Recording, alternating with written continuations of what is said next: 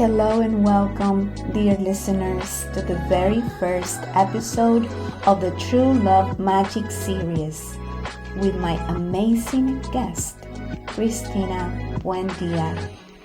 Christina is a woman who found true love in her late 30s.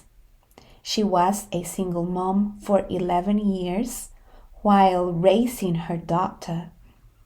After setting up her career, she decided to find the one. She dated many frogs and realized the idea of hoping, wishing, and praying for a partner was not working. Christina turned inward and started working on herself and shifting her thinking to manifest, believe, and take action. When she least expected it, she found the one, and 9 months later, they were married. They are as happy as ever, raising a 16-year-old, 2-year-old, and 1-year-old. Christina is a special education teacher of over 10 years. She has a law degree and specializes in special education law and advocacy. Anything behavior is her jam. Currently, she is teaching at an elementary school with special education students and runs a parent life coach business where she helps parents navigate through the adolescent ages of 9 to 19. I hope you enjoyed this episode as much as I did. And so I welcome my amazing guest, Christina. Hello, Christina. Thank you Hi, for Valkyrie. Thank you for being on the podcast. You are my very first guest, so I am delighted to have you. Thank you so much. I am so excited to hear your amazing true love story. Not everyone has the chance or the opportunity to share their true love story. I mean, and how really rare is for us, to find around us a true love magic story, if that makes sense, right? Very few people can say, oh, yes, I found my true love. And so, because I have found my true love, I am just eager to know about any other true love story that I can find. So thank you so much for sharing yours with us. Of course, I am so glad to be here. Thank you. Okay, so let's start with one question. What is true love for you? So for me, true love is a feeling. So let me give you a little background. I was in a relationship with someone for about 6 years, and then we had our daughter. Once I had my daughter, the relationship crumbled, and we kind of went off and on, and basically I ended up a single mom. And so what ended up happening was for a long time I was dating, I was doing the whole like friends hook me up on a blind date. I mean, I was wanting to find someone so bad. I was willing to find someone at the grocery store, just anywhere. I was like, I'm available. And what I found out was that I was going after certain qualities or certain things I wanted to check off the list. Like I wanted him to have this and be good looking and like work out and really what happened was I was a single mom for 11 years. So out of those 11 years, I had two relationships. I had one relationship when my daughter was 5 and one when she was about 8. Now, I will say this, I did date, yes, but I didn't allow everyone into my home. These were only two of the ones that were really exceptional that I allowed them to meet my daughter. And I did that for multiple reasons. I have a daughter watching me. I wanted her to know what it was like. So I was very, very careful. But this is what happened after those 11 years. I started to realize that it was no longer about the checklist and what this guy had to offer. For me, it started to be about what did I feel when I was next to this person? I wanted to feel safe. I wanted his energy to be calming. I have some anxiety and I tend to be very excited and a very fun person to be around. So I needed someone that could kind of be like what I call home. Someone that felt like the most comfortable pair of jeans. And so for me, I started to shift and say, no more checking boxes off. Let me go for when I get around that person, what do I feel and what is his energy? Wow, beautiful. So you said something like, well, you did have a list, right? And that's what we used to hear out there, like make the list of qualities that you want to find in somebody. But then, like, you realized it was not about that list, but it was basically my own list, right? What do I have to offer? Do I have the same qualities that I am looking for? And so that's what led you to go inward, right? Yes. And then, okay, Yeah, I just started to like shift my mindset from instead of looking for the outer qualities, let's look for the inner qualities. And I just again just went for that feeling of, him very gentlemanlike, him being very respectful. How was he when, I made a mistake or I did something wrong? Did he accept my apologies? How was his family? How were they towards me? All of it again was just about how big his heart was and no longer about his six pack and him being over 6 foot tall.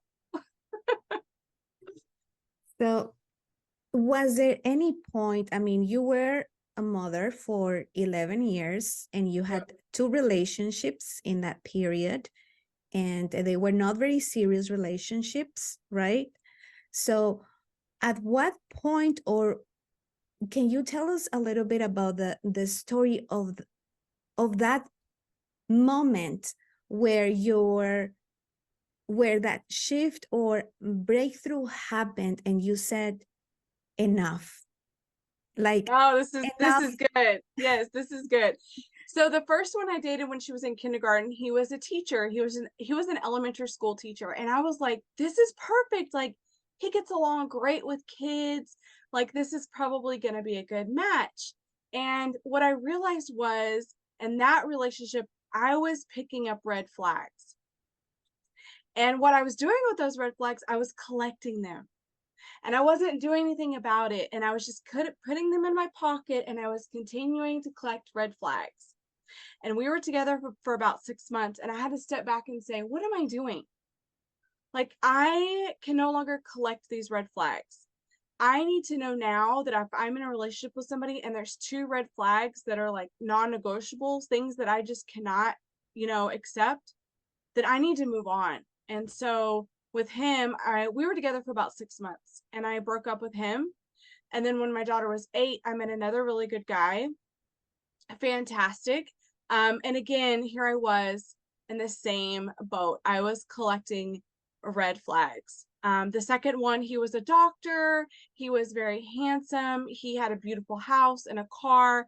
Again, I was going off those outside, right? The materialistic things. What looked great on paper? It looked great that he was a doctor and all of those things. But again, I was collecting red flags.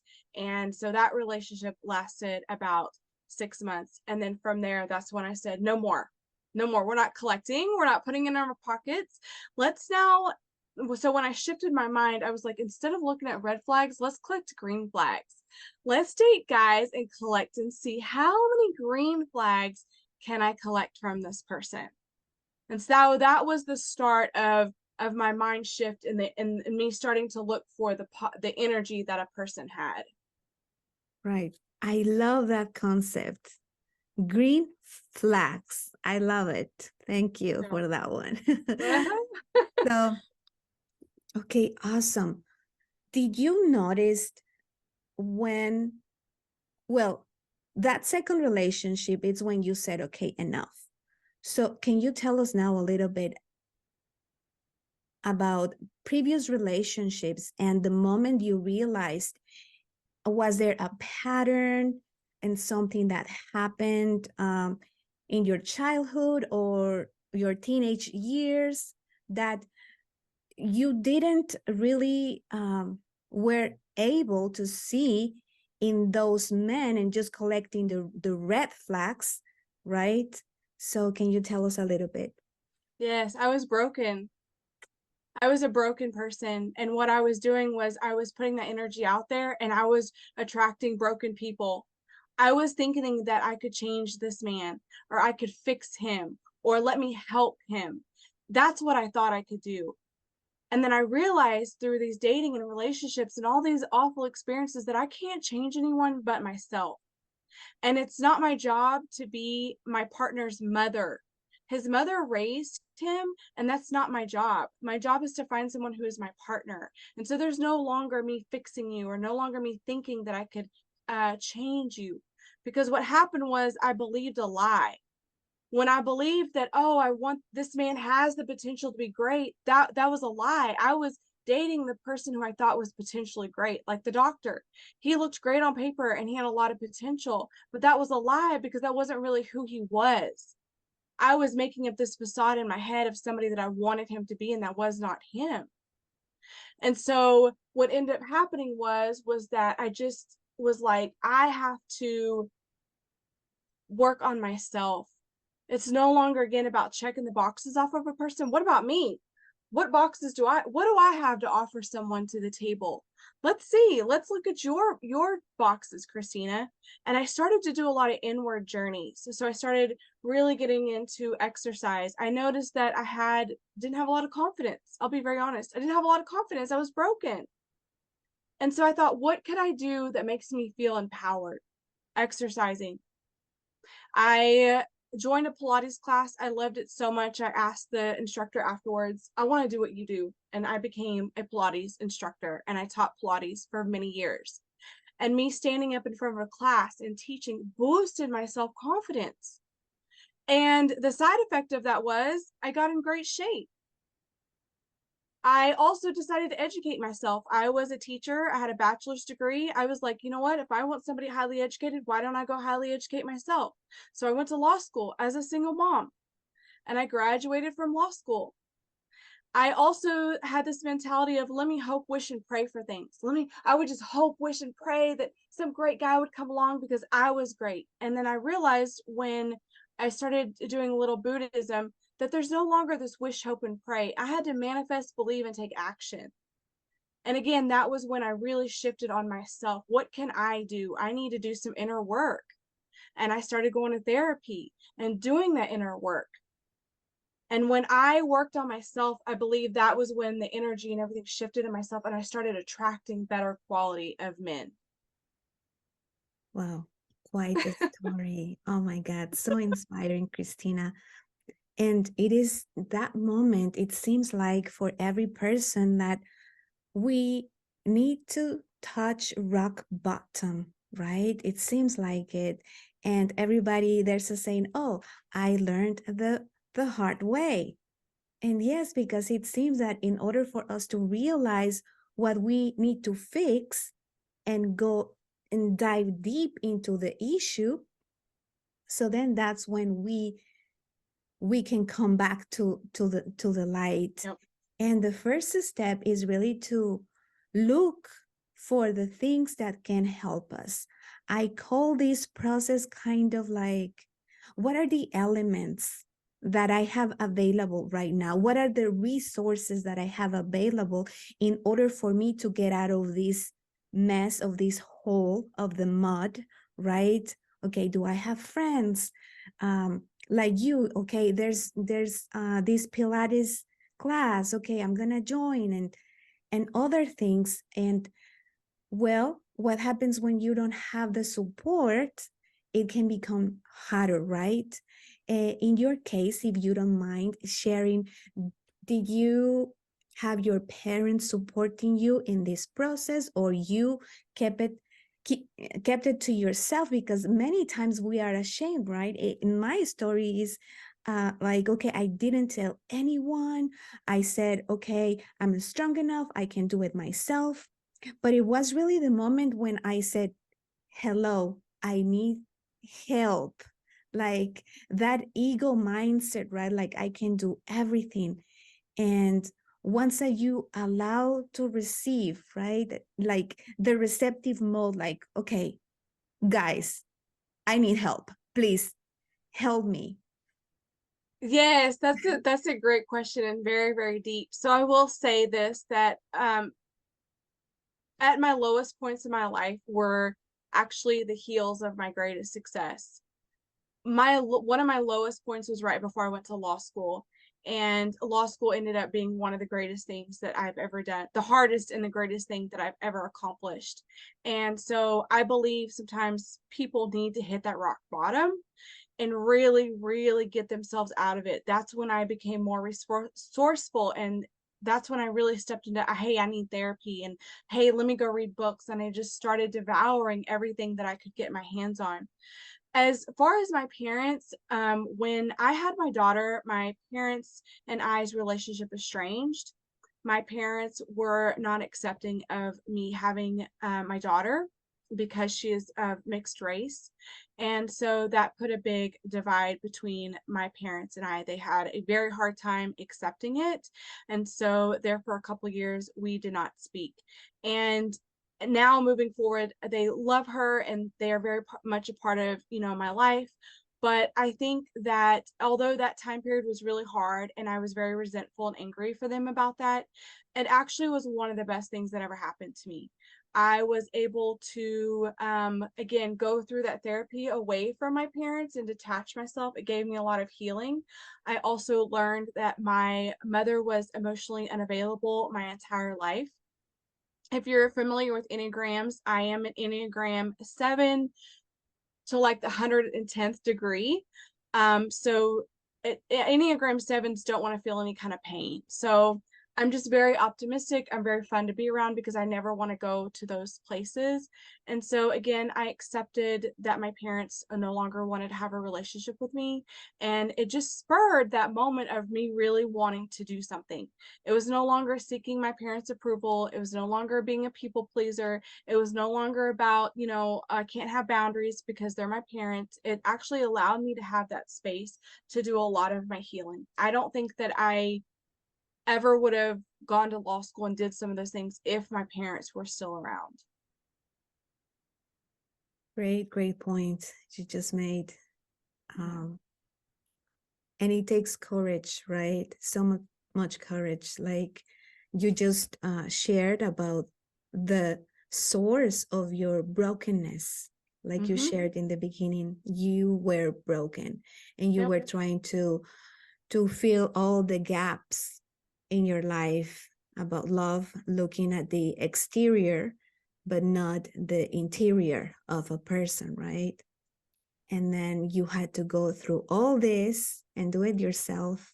Mm-hmm. And now how everything just shifted, and your parents towards you accepting then your daughter and now having a healthier relationship with them.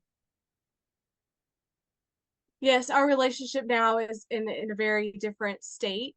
And, at this point, I have boundaries now with them and I have complete acceptance. I don't hold, any resentment or anger towards them anymore.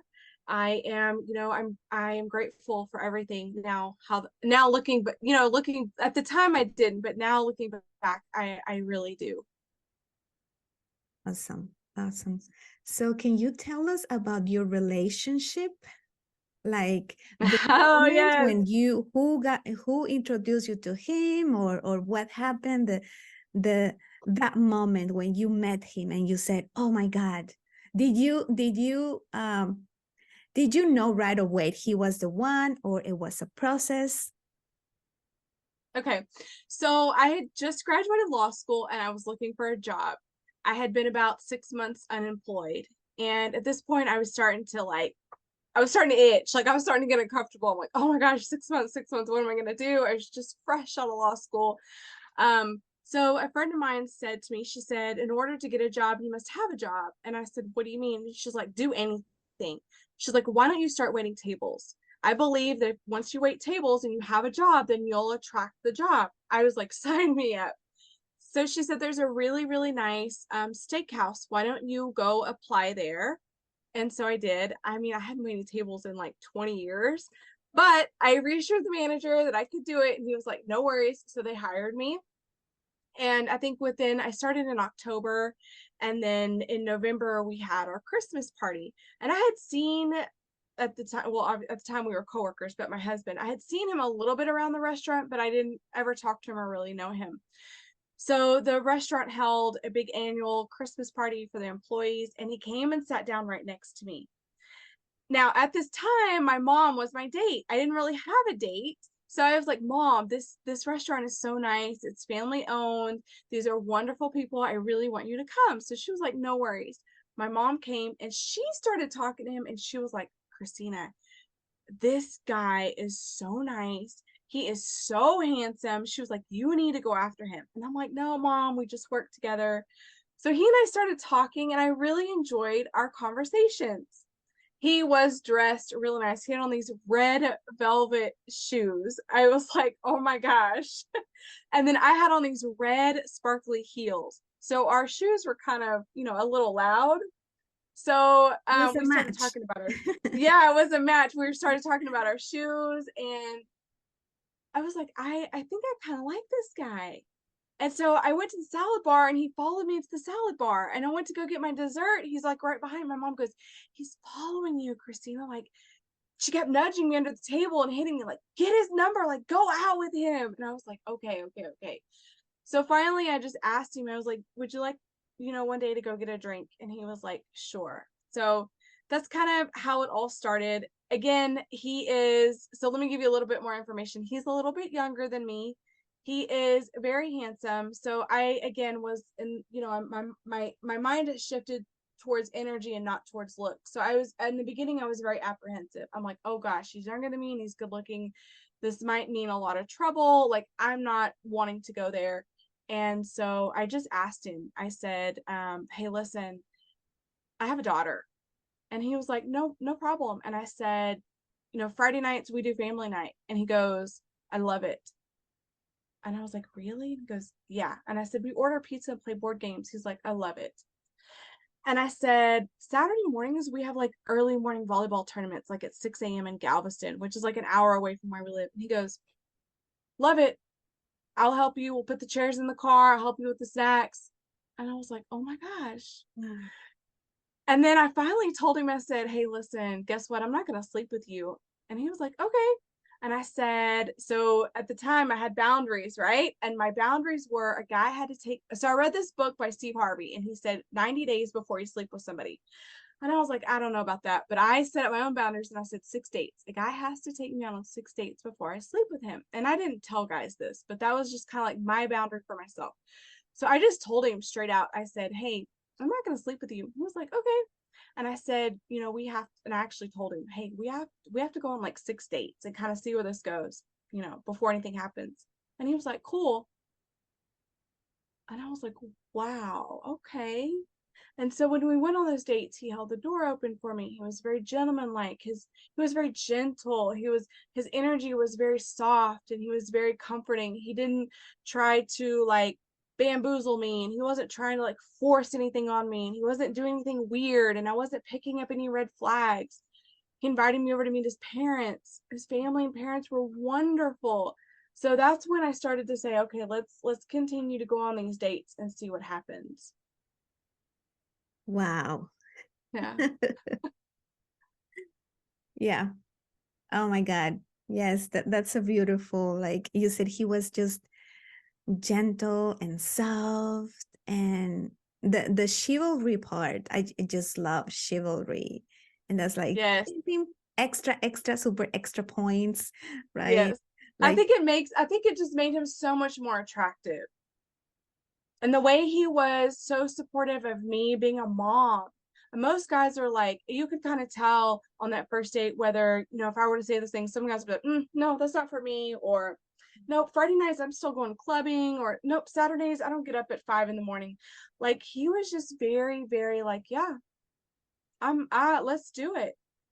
And never complained and helped me and just was just that was what I also needed for my daughter to see. I needed her to see that, hey, someone's patient, someone can accept you with a child, someone can support your child and support you without receiving anything. Again, I was not sleeping with this person, so he was not receiving anything. And I was not allowing this person to stay in my house. I really courted him like old fashioned. No, you have to go to your house when this date is over. I'm going home to my house because my daughter was there. And he never once ever complained, never pressured me, never said anything. And that's what gave me that's where I started to say I was collecting those green flags. Right. Did you take your daughter with you to meet his parents as well?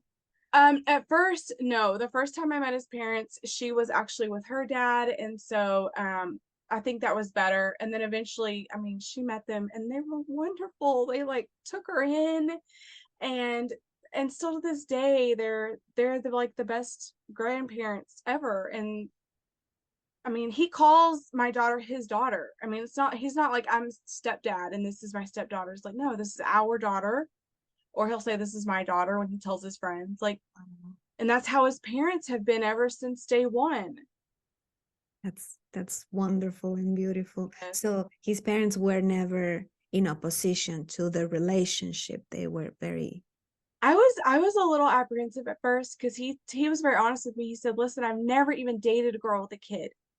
I've never dated a girl with a kid. He's like, I know I like children, but he's like, so I was a little like, what are his parents gonna say? Oh my gosh, what are they gonna think? And they were like, they've been, I mean, they're wonderful.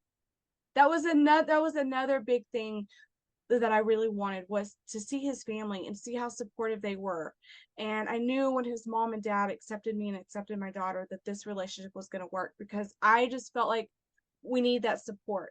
I was in a relationship before where the mom didn't like me, and that made it a very difficult relationship. And I knew moving forward that I wanted his parents and I to have a good relationship, and we do. So that really helps. definitely. You touch on a very, very important point. Um, there's a saying, I think, that goes, when you marry somebody, you just don't marry the person, you marry the family as well. And of course, the family will always be an influence for good or bad in the relationship, right? Yeah. And if not a good relationship with the parents, so then arguments and things like that. And it's just like there's friction, and Yep. that's not good. Yep. Yep. Yep.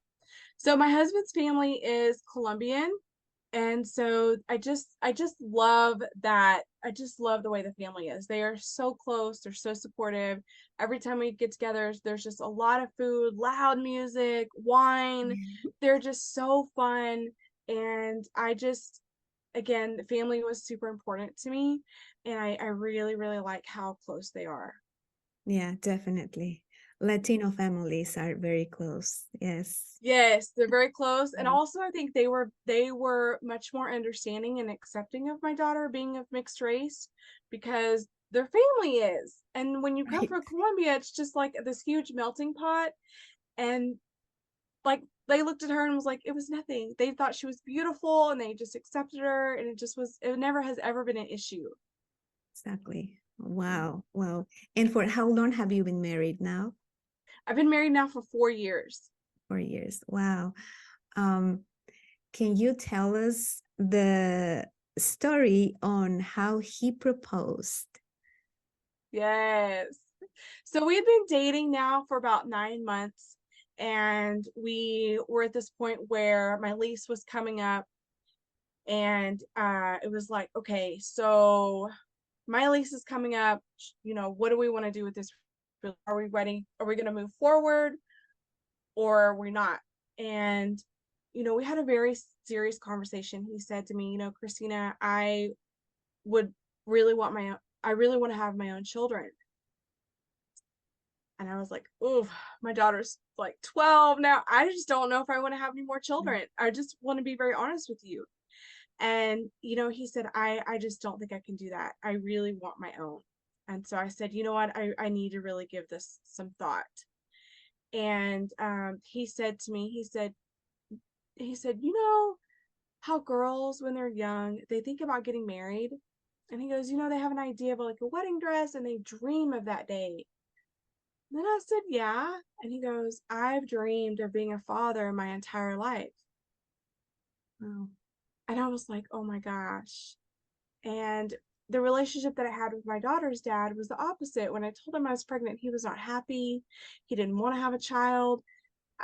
Basically, like I said, that relationship crumbled the minute I was pregnant. So to hear him say that he dreamed his whole life of being a dad, like that part of my heart that was once so cold had just literally melted. And I was like, oh my gosh, you know what? I didn't have a good experience with, my daughter's dad. And I would love to feel that. I would love to feel loved and to have a baby with someone who truly loves me. And so that kind of started the ball rolling. And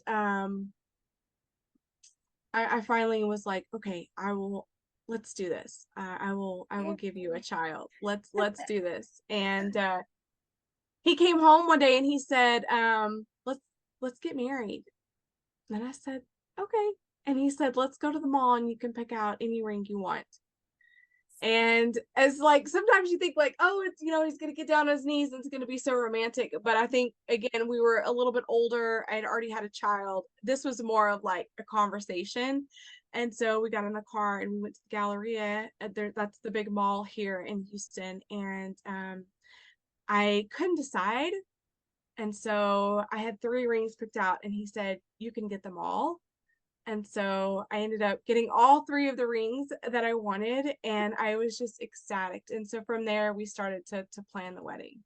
Wow. Yay. Yeah, Awesome. yeah, So it yeah. was like Colombian style. Yeah, it was like very like casual, very, just like I said, conversations that really had to be had. That was not something you could wait till after you got married. Like having kids and talking about finances and a house and all of that, I highly recommend talking about before you get married because those are huge, huge areas. And so again, that's just kind of we just made sure we really prepared ourselves on how this was going to be, especially like I said, those big areas of finances and children. Wow, that's beautiful. I've never heard anybody saying that you touched a very, very important point. Obviously, I mean, how much are we going to agree in finances and in every aspect of life, right? Because most people just marry, oh, it's love, it's all like Mm-hmm. butterflies and it's a pink world. But then when it comes to really touch those topics, so and that's when the conflict and friction Correct. happens, and you don't know.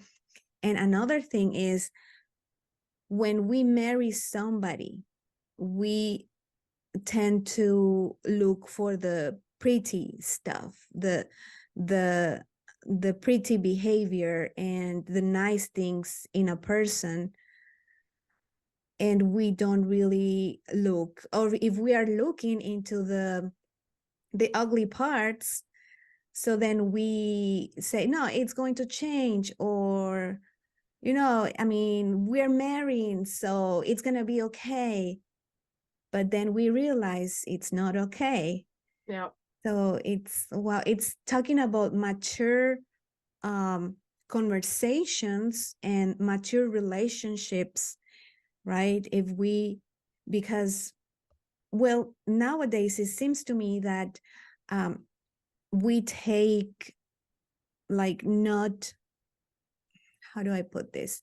Like, okay, I'm going to get married, and if it doesn't work, so then I just get divorced.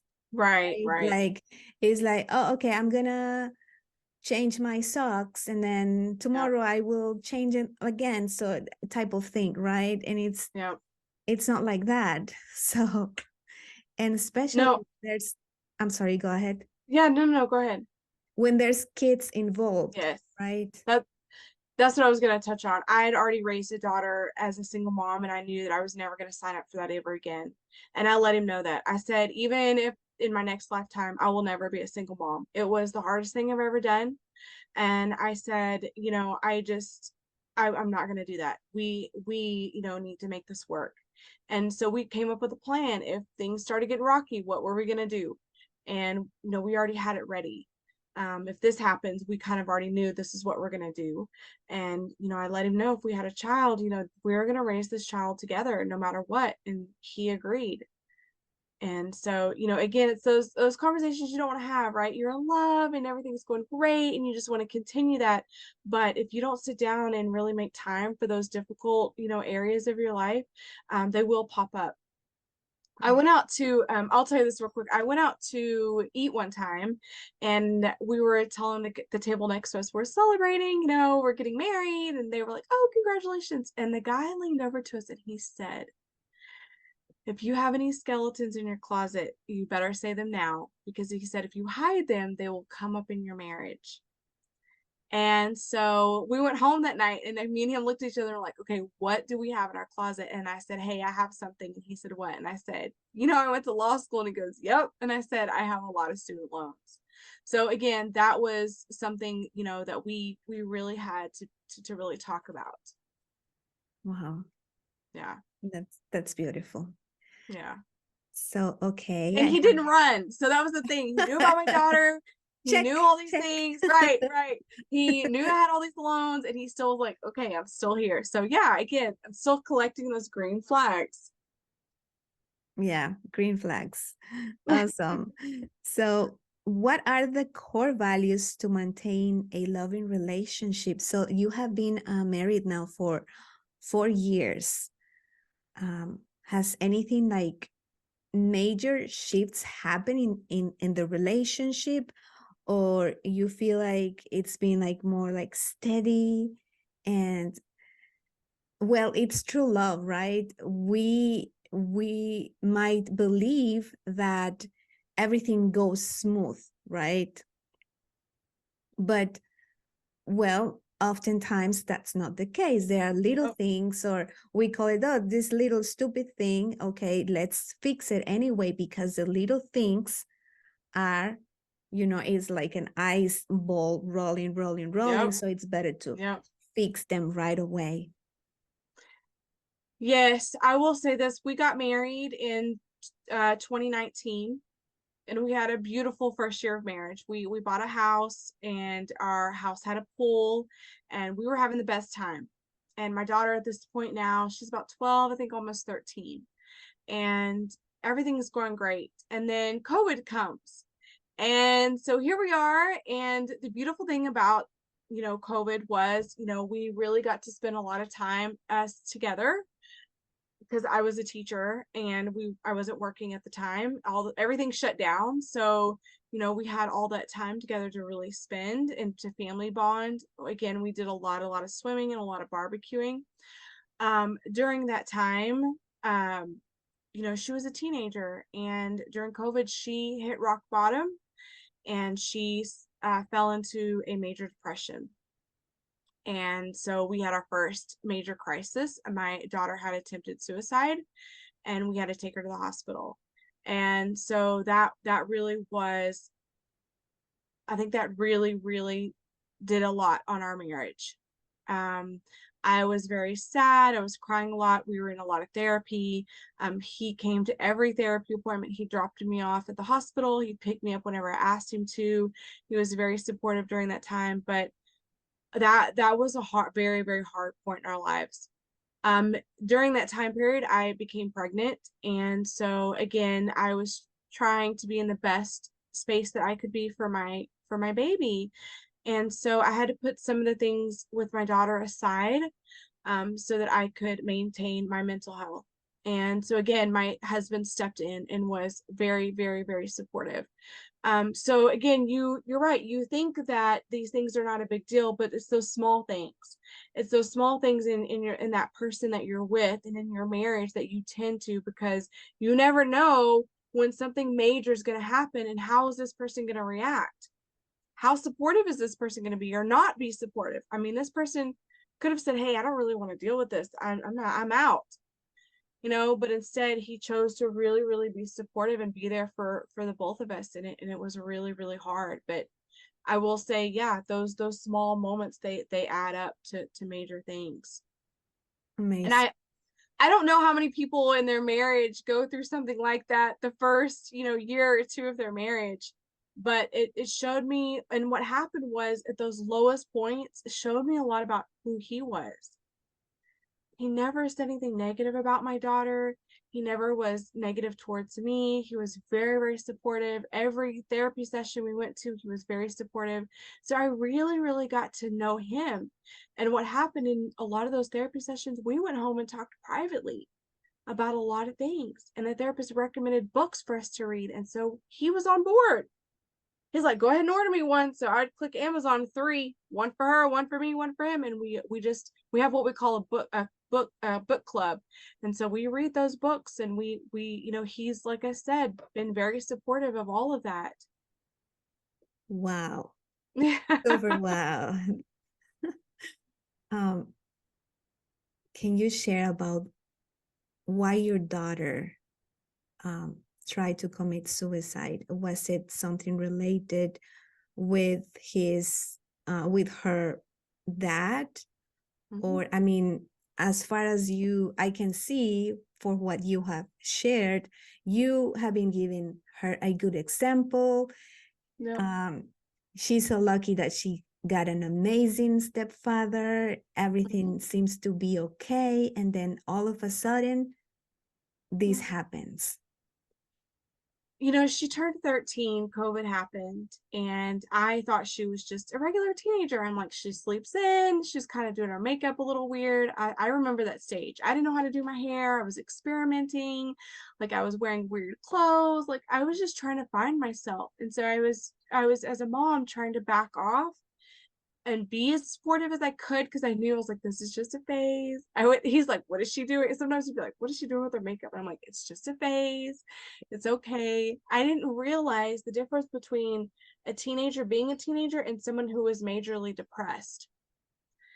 For me, I've never been depressed a day in my life. I'm kind of more on the other. I have a lot of anxiety, and I'm super, super fun and exciting to be around. I've never experienced that. So I didn't know. And the therapist said too, we'd had a therapist before all this happened, but she even said she didn't know. I mean, she was like, it just looked like a normal teenager. Nobody could have seen this coming. So it's just one of those things where I think COVID hit really hard. These kids were not, you know, seeing their friends anymore. They were not in school. Social media got revved up. So she was Mhm. on an app called Musically. This is what it was called back in the day. And the kids would do little dances. Well, Musically got sold to TikTok. So there's no longer Musically anymore. It was bought, and now it became TikTok. And TikTok, I think, just blew up over COVID. And so these kids are now spending, you know, 8, 9 hours a day on social media and on screens, and it has an effect on your brain. So going back to your question, I think it was a combination of a lot of things. I think it was isolation, no interaction with friends and going to school. I think it's the fact that she was a teenager at that time. I think also a lot of it had to do, you know, she had some issues with her dad. Her dad was not as supportive like she wanted him to be. And I think it was hard for her to see how wonderful my husband was, and to say, hey, why did my dad do those things? So it was a combination of a lot of things. I understand. Yeah. Yeah. A combination and social media, of course. Yeah. I didn't know about that one uh platform that you mentioned. Music. Yeah, it's called Musically. Yeah, And it was really fun. Like I would watch her, and she had, you know, a little iPad, and I would see her, you know, connect with her little friends, and they would do these dances. And then all of a sudden she's like, I'm on TikTok. And I'm like, where did you get my permission to be on TikTok? What is this? And that's when she's like, oh. And then I started researching, and I started taking a lot of classes on social media, and started realizing that it was bought out. TikTok bought Musically. And so all of the users that were on Musically just kind of transferred over to TikTok. And then everybody woke up and they were on TikTok. So just to let you know, your listeners know, I am a parent life coach. I've been an educator for many years. I studied special education law in law school and health law, and I've been an advocate And so what I do is I help parents navigate through that adolescent age, and that age is between 9 and 18. Those are the hardest years of your kids' lives. And I just nowadays would never do that alone. And so I help parents through that stage. Beautiful, beautiful work, Yes. and very, Yes. very important for our future generations and the support that they need. And I believe now more than ever, right?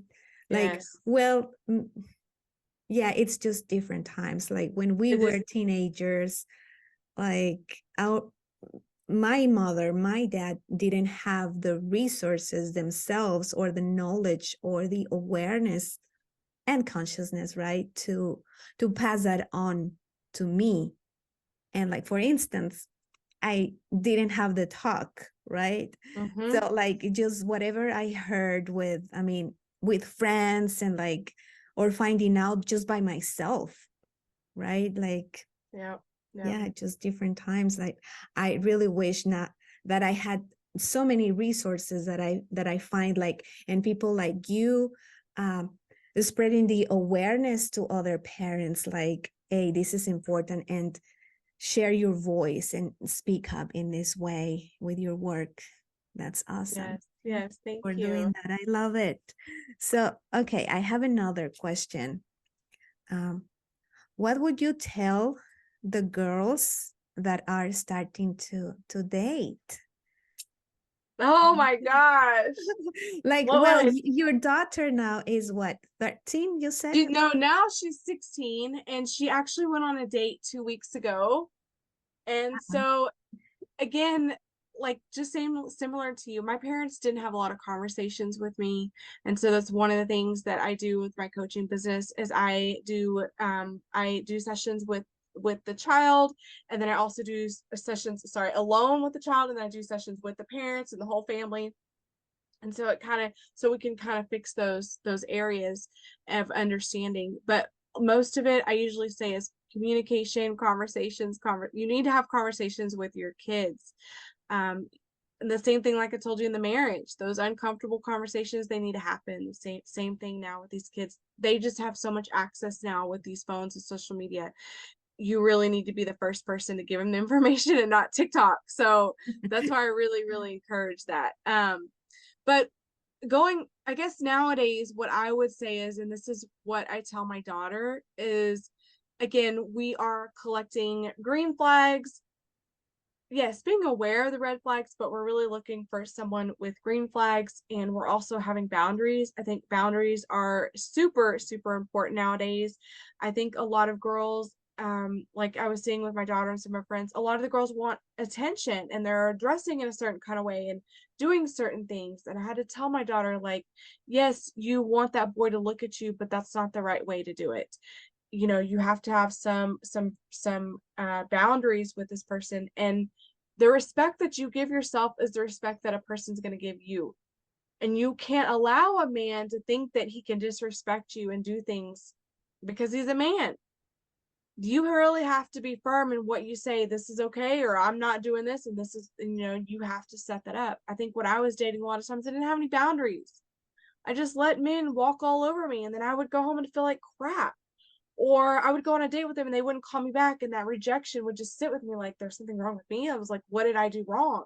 No, I just didn't have any boundaries, and I just allowed them to do whatever they wanted. So again, those are things that I talk to my daughter about. I also talk to her a lot about respecting your body. You know, sleeping with anybody, you're giving your energy away to those people. And I told her, you need to be very selective on who you choose to spend time with.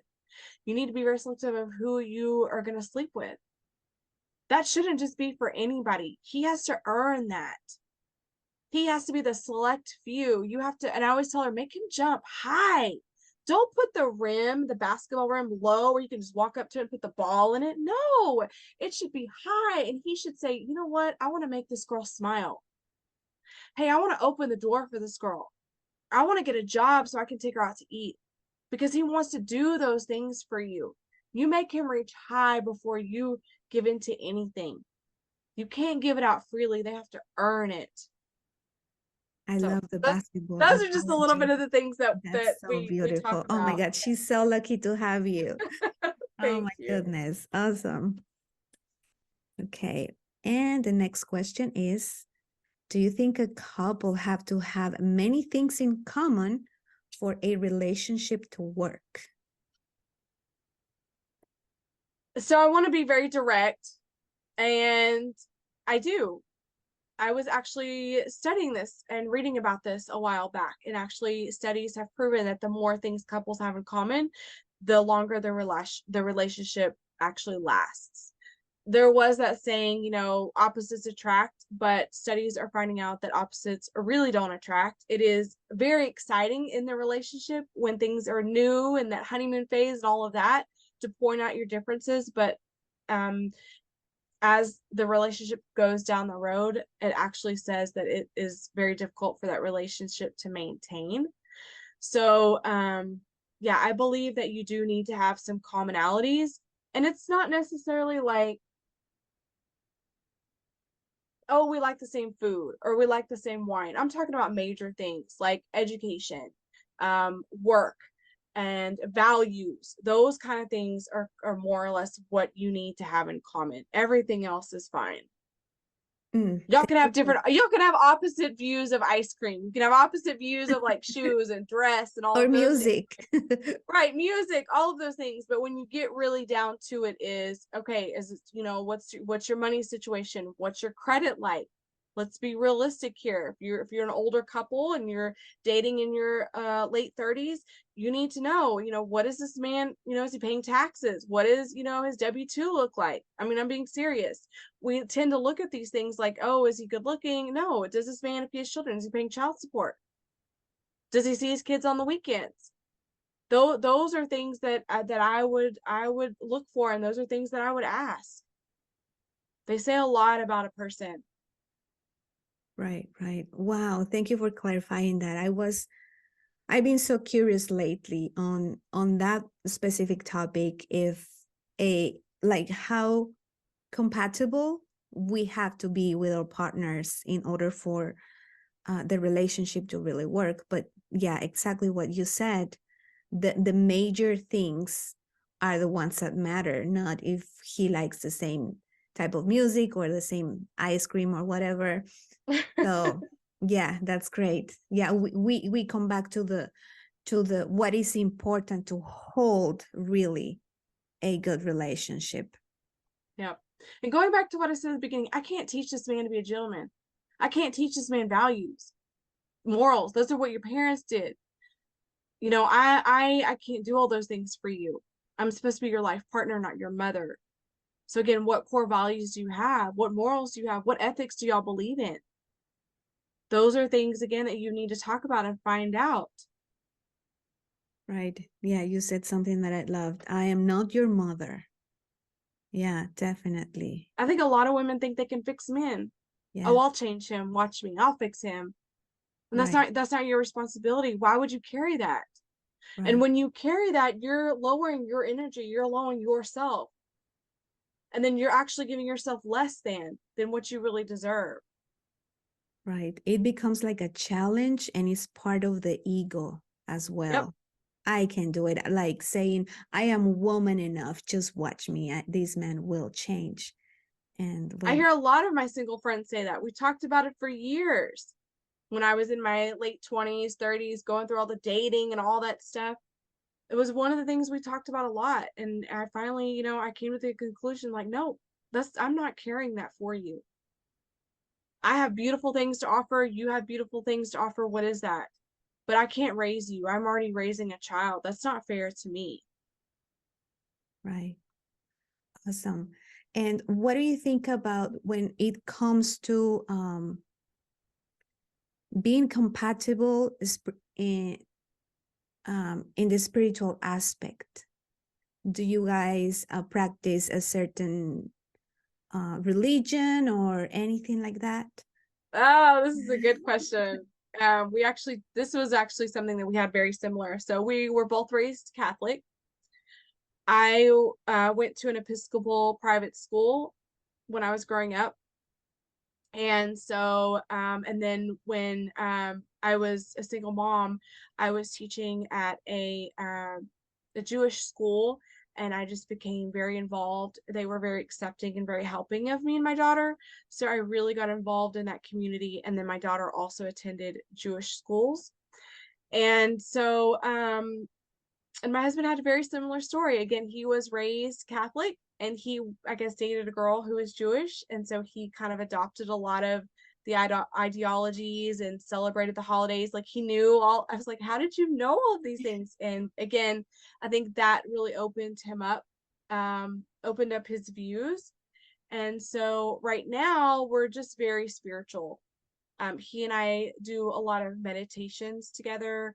We have our beads. We have certain beads that we like to hold when we do our meditations. We have beads that we wear on our wrists, and we're very into like stretching and yoga. We do that together, and then afterwards we always do some kind of prayer or meditation. So that's where we are right now, spiritually wise, I guess. Yeah.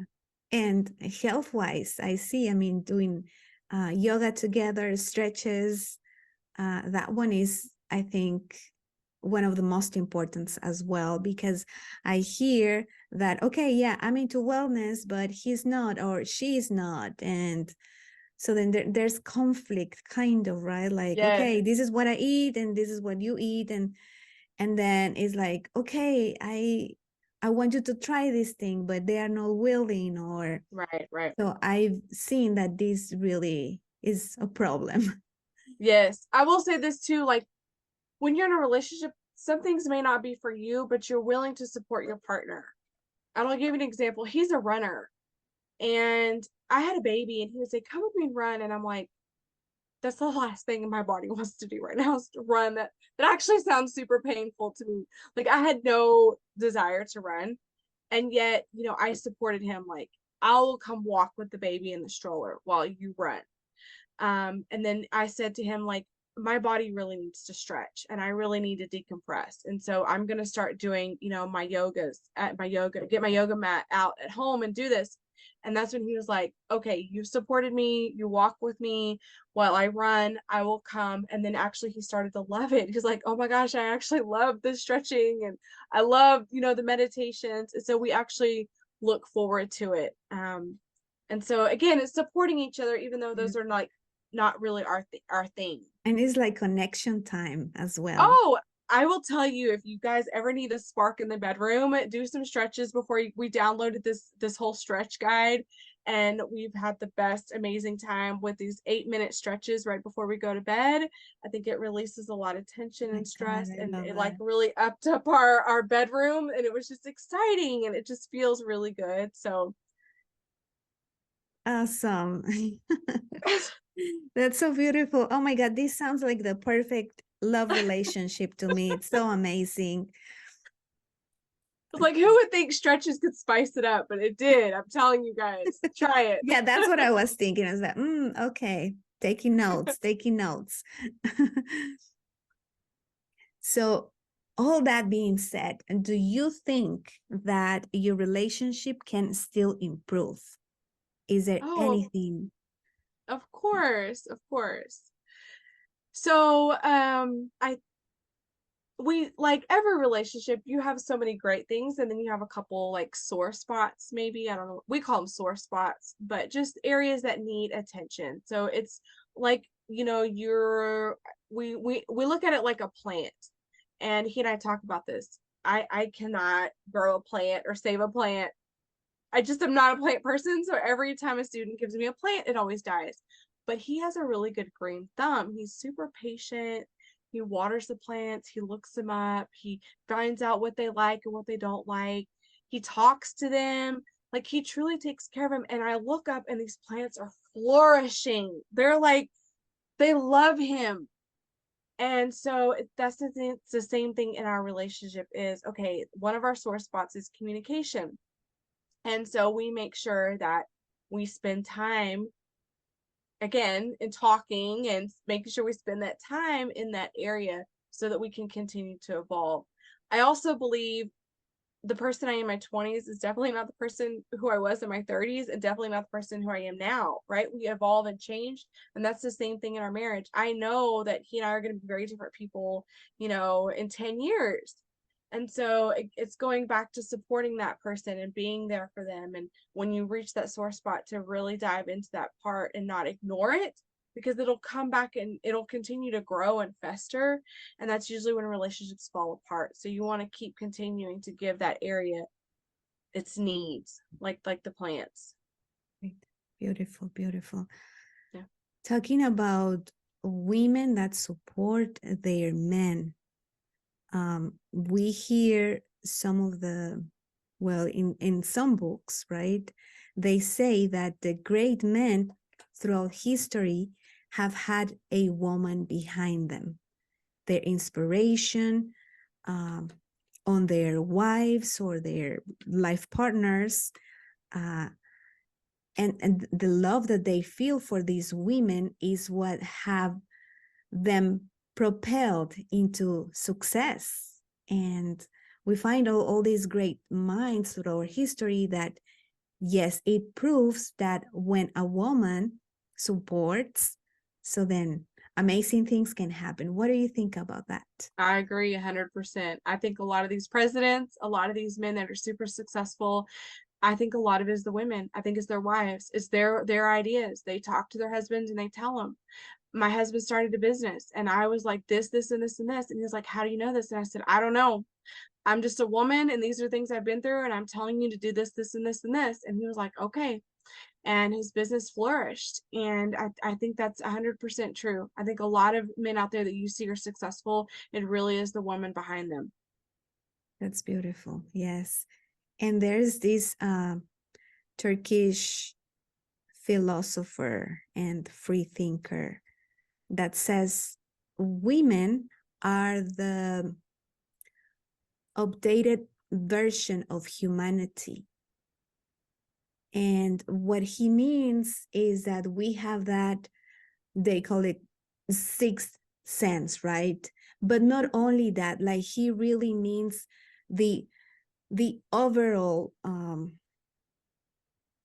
feminine being, right? That all the things that we do, the way we think, I totally agree with him, not because I am a woman, but I mean, for instance, my husband does agree with this philosopher that we are an updated version of humans. And it seems to just be so for some reason, right? Like, but at the same time, I am more with the, like I always say, I am a feminist, but I am a feminist in the sense of I accept my body and my feminine side, and I'm not trying to do or act like men, right? Let's say in the workplace. And I believe that we have overdone it.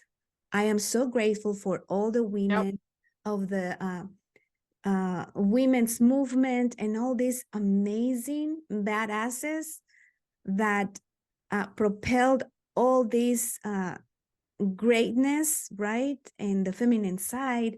But at the same time, I believe we have been overdoing it. And I just believe it is time to take that back, that feminine side, not trying to, like, it is like exaggerating sometimes. Like, I was reading this one book, I cannot recall the name, and it talks about our biological clocks. So we have two biological clocks. One is the 24-hour, like men, but we have the 28 days, our cycle, right? And Yep. we have been focusing only, hello, yes, this is a man's world, and it has been for ages, but we have forgotten our 28-day clock. So I do believe this book, I don't have it here, but it's called In the Flow, FLO. And it is by Alisa Vitti. I am just blown away and so grateful that I found. I don't know if you have read it. Have you heard of it? I haven't heard of it, Oh huh? my God, you and your daughter have to read. All the women have to read this book. Very, very important. And it is gives you permission, right, to just, okay, the first 7 days after my period ended, this is what's going to happen, and my schedule. So this book recommends to schedule your life basically around your 28 clock, and it's just amazing. Oh, So, wow. well, now I am digressing here, right? But I just, yeah, I want to throw this out there because I believe it's very important. Talking about I agree. uh, powerful women, I mean, taking really our power and acknowledging who we really are and the gifts that we have. And in this way, when we support ourselves, like in your case, so then you can support your husband, your partner, Yeah. right? Yeah. Otherwise, we don't have the energy, we don't have anything really to give if we don't take care of ourselves. That is so true. That is very true. I when you said that, two things come to my mind, and one of them is the experience of raising my daughter alone. I did the best I could, but I'm not a father, and I tried to overlove her and overcompensate for her, and I allowed her. I didn't have a lot of rules and boundaries with her. We actually, during that time period, were best friends. And that came to bite me in the butt when she was a teenager, when I now had to enforce rules. And what ended up happening was there was that father figure wasn't there. And so I used the analogy of I was trying to build a model airplane, but my husband reminds me that I only had half the directions. So how did you think that plane was going to fly successfully, Christina? He would tell me this. How did you think it was going to fly successfully if you only had half the instructions? And he's so right.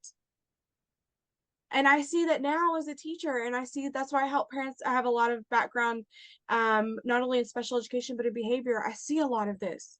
And when I was a behavior specialist, I worked at a school that had 5 boys in a behavior unit, and they all came from single moms. And I knew exactly how that mom felt. And my heart went out to them. These women are raising children and doing the best they can with only half of the instructions. So while I think on one hand that women are the most powerful things, yes, oh my gosh, the things that women can accomplish and do and what our bodies can do, that sacred place of our menstrual cycle. I did all 3 of my births naturally, and I went through the whole midwife. That it was one of the most empowering things I've ever been able to do, was to know how far my body could go. But at the end of the day, children and women, we need men. Yes. We need them. They are so powerful. There is nothing like a father's voice to a child. Oh my God, Christina, you touched. Oh my God, I love this topic. I wanted to share one more quote with you. There's a quote called, it's a Chinese proverb, and it's called "Women hold up half the sky," and it just talks about just really what it means, just how powerful women are. We hold up half the sky. And we have, for so many centuries, our voice has been taken away from us. And as women nowadays, we can rise so much, but we also have to remember that no, I don't believe that women can do everything. I really don't. No, I don't believe it. I don't believe that women can. I think it's very difficult now for women to say, oh, I can have a great booming career and I can also be a great mom. I think that's false. Yep. The days that I'm an excellent teacher, I'm not a good mom because when I come home, I'm tired. The days I'm a great mom, I don't give to my students that much. It's a very hard dynamic to live in. So I don't believe that I can do it all. I just don't believe that. I believe that no, with my husband, I can do it all, but not alone. And Yes. I'm a little old fashioned. I cook dinner every night. Not that I believe that that's my woman's role, but that is my therapy. That is my time to be in the kitchen. And I love that feeling of being able to cook for my family and to serve my family. And so that is one of the things that I hold on to. And yes, my husband knows how to cook. But again, that is something that I believe that I do, that I want to do for my family. And then my husband has his things. There are things that he does with the kids that is just his role. And we support each other and we value each other for those roles. But going back to it, like what you said, it's what are we as women contributing? And sometimes as a society, it's gone too far. Exactly. Wow. Thank you so much for sharing that. And another thing is, I think I lost it. What I was going to say. I lost it. Okay, I think it was something like, um, yes, women overdoing it when the father is not present and trying to compensate. Like, I've seen it so many times and it kind of happened with me. Mothers trying to cover that fatherly role, right? Yep. With no tools. Obviously, hello, Yep. they are not a father, they are just moms.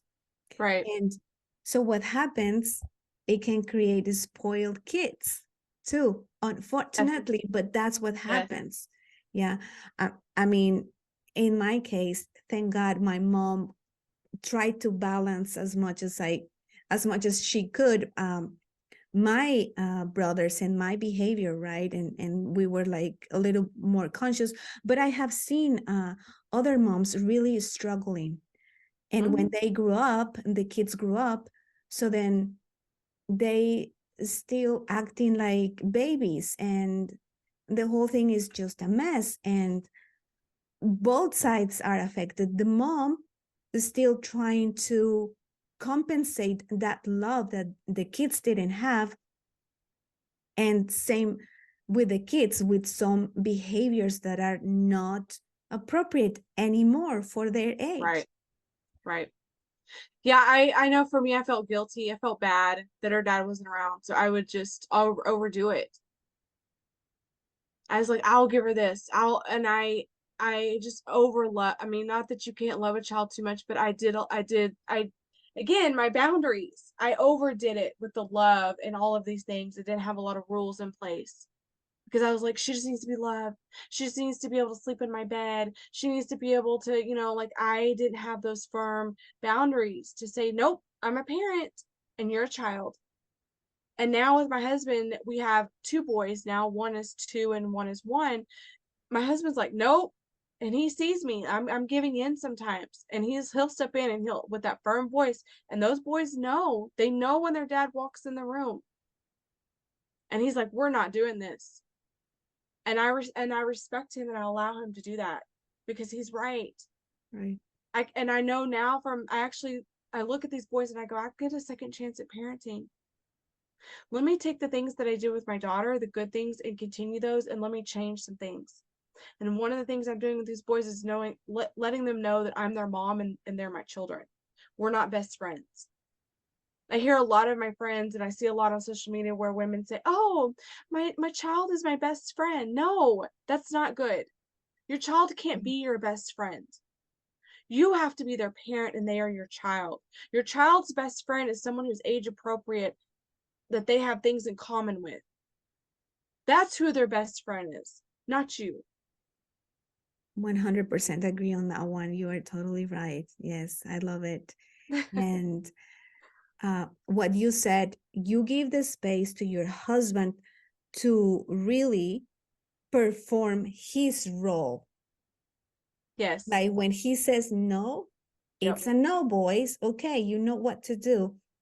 And Yes. oftentimes we see women, oh no, just let him do whatever she or he wants and blah blah. So that is like stepping on the father Correct. authority. Correct. Oh my God, so important. Yes. Yes. We could do a whole nother podcast Oh my God, I children and totally, behavior and yes, all of I that can because see that. I could talk about yes, and then I see it in the schools, and that's what ends up happening is there's no boundaries and there's no rules and expectation consequences at home, and then you come to school and we wonder why these kids act like this, and then what ends up happening is you're not setting them up for real life. You're actually setting them up to fail.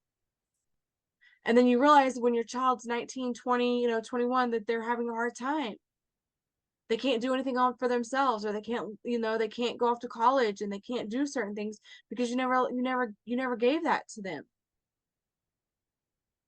And as a parent, you have to know that your child, it's like your job as a parent is to parent this child and then to leave.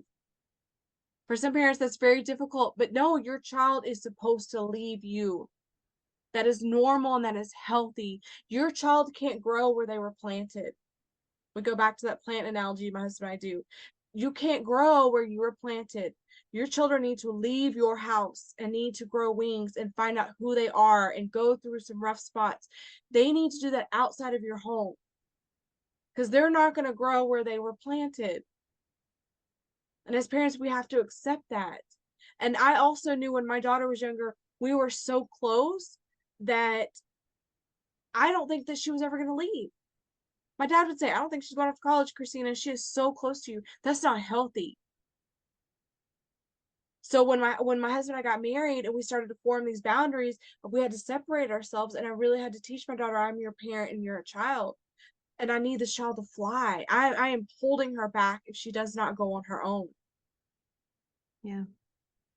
And Oh, that's what I see a lot of parents do. They call it helicopter mom. You're hovering over your child too much. And there's actually a book called The Skinned Knee. I highly recommend parents to read it. It basically says your child falls off of, like, her whole concept was your child falls and skins its knee. It's okay. Skinned knee is okay. Those, like I said, my biggest failures in life came on the heels of my greatest success. So allow your child to fall. It is okay. yes. Yeah. Love it. Especially, I see some cultures where moms tend to do that more. Like you said, hovering, like helicopter moms. Yes. Yeah, some cultures are more that way than Yep. others. Yep. And But when you do that, it actually pulls your child's self-esteem and confidence down. The child says, I can no longer do anything without you. That's what you're teaching your child when you're hovering over them and doing it for them. They don't build the confidence.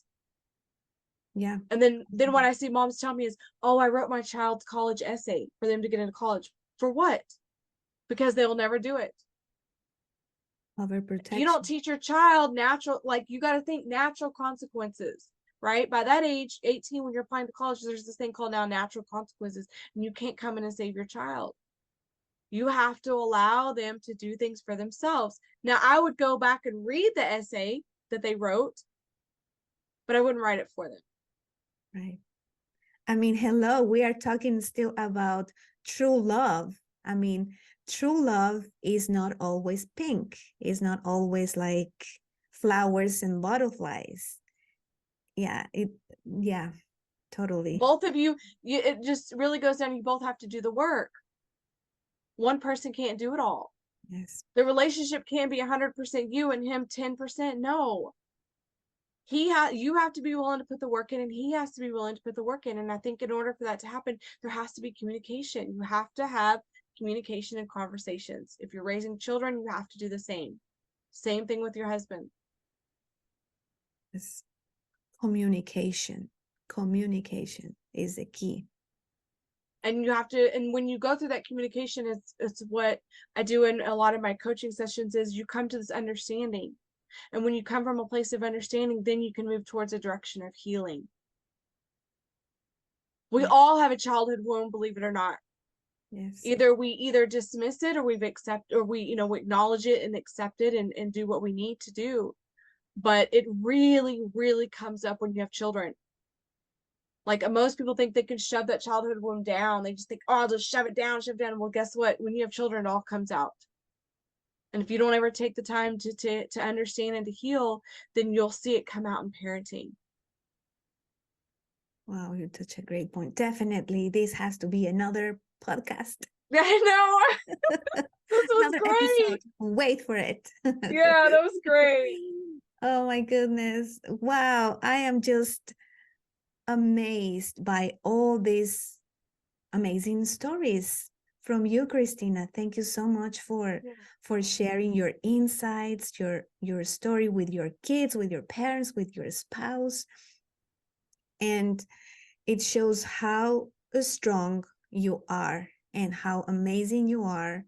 And I'm just lucky to have you on my very first episode. Thank you so much. Oh, thank you. And well, to close, I would like to hear from you, um, anything that you would like to share when it comes to true love, any core values that you practice with your husband, the main core values that you guys have.